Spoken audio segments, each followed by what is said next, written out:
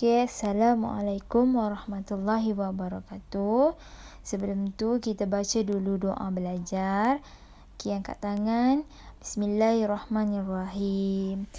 Allahumma aftah alaina hikmataka wa insyur alaina min khazaini rahmatika ya arhamar rahimin. Rabbi syrah li sadri wa yassir li amri wahlul 'uqdatam min lisani yafqahu qawli. Amin. Okey, kita teruskan. Okey, untuk hari ini pelajaran akhlak tahun 6, buka muka surat 15 buku teks, iaitu pelajaran ketiga. Tajuk dia sifat mahmudah. Sifat mahmudah ni sifat apa? Iaitu sifat terpuji. Maksudnya sifat mahmudah ni sifat yang baik, sifat terpuji. Okey, Sat. Okey, sifat mahmudah ni banyak.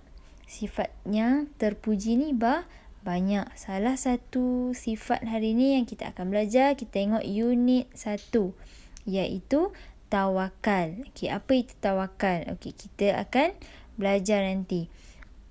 Okey, tengok, cuba awak tengok gambar tu, gambar bas sekolah tu. Okey, apa yang dia baca? Bismillahirrahmanirrahim.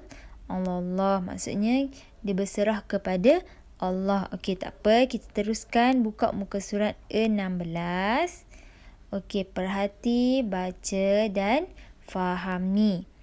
Bertawakal kepada Allah Subhanahu wa Ta'ala supaya terhindar daripada musibah. Jadi kita serahkan, selepas kita berusaha, selebihnya kita serah kepada Allah. Okey, contoh. Okey, tengok gambar yang bawah. Okey, budak ni dia naik basikal nak pergi sekolah. Okey, apa yang dia usahakan? Okey, dia usaha pakai apa tu? Topi. Topi keselamatan kan?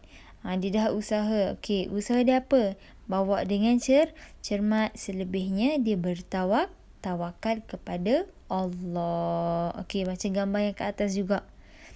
Bertawakal kepada Allah, terhindar daripada musibah. Okey, nak pergi sekolah, kunci. Okey, tu contohlah tu, dia kunci dekat rumah dia. Jadi terhindar daripada musibah. Selebihnya dia bertawakal saja. Dia dah kunci rumah dia, dia dah berusaha untuk kunci rumah dia daripada orang masuk. Selebihnya dia bertawakal, dia berserah kepada Allah. Okey, seterusnya tengok muka surat 17. Apa tu? Peperiksaan sedang dijalankan. Okey, semua murid sedang menduduki peperiksaan. Okey, apa kat situ dia tulis? Serahkan kepada Allah Subhanahu wa Ta'ala setelah berusaha disertai doa. Maksudnya kita sebagai pelajar, kita dah berusaha, kita dah baca buku. Lepas tu kita dah baca buku, dah berusaha dengan doa sekali. Kita berdoa kepada Allah. Okey, lepas tu selebihnya kita serahkan kepada Allah. Kita bertawakal sahaja. Tapi jangan kita tawakal je. Okey, tak apa. Contoh tak apalah, aku tawakal je lah ke Allah. Jawab je lah macam mana pun nak jawab. Tak boleh. Kita usaha dulu. Selebihnya baru kita tawakal kepada Allah. Okey, tengok gambar seterusnya yang bawah tu. Doktor tu bertawakal kepada Allah Subhanahu wa Ta'ala setelah berusaha dan berikhtiar. Okey, seterusnya muka surat 18. Okey, muka surat 18. Saya nak terangkan apa itu maksud tawakal. Pengertian tawakal, baca dan fahami.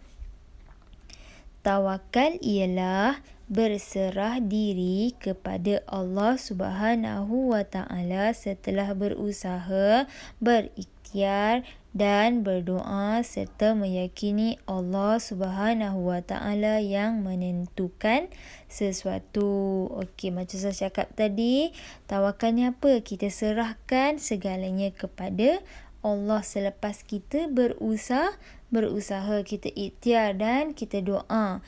Okey, serta meyakini yang Allah tu akan menentukan sesuatu. Allah tu yang menentukan sesuatu. Semuanya kita hanya berserah kepada Allah. Okey, contoh tengok gambar tu.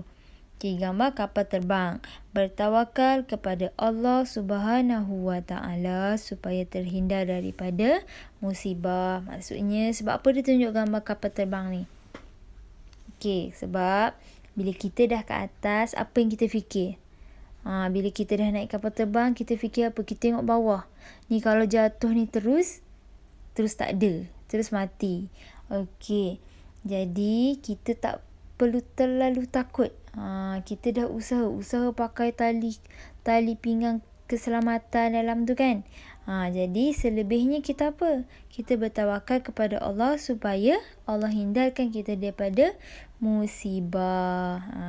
Itu sahaja. Itu maksud tawakal. Jadi, kita yakin bahawa Allah akan tentukan segalanya. Allah yang menentukan sesuatu. Okey. Itu sahaja untuk hari ini, iaitu pengertian tawakal. Okey, apa yang awak perlu buat? Awak kena hafal.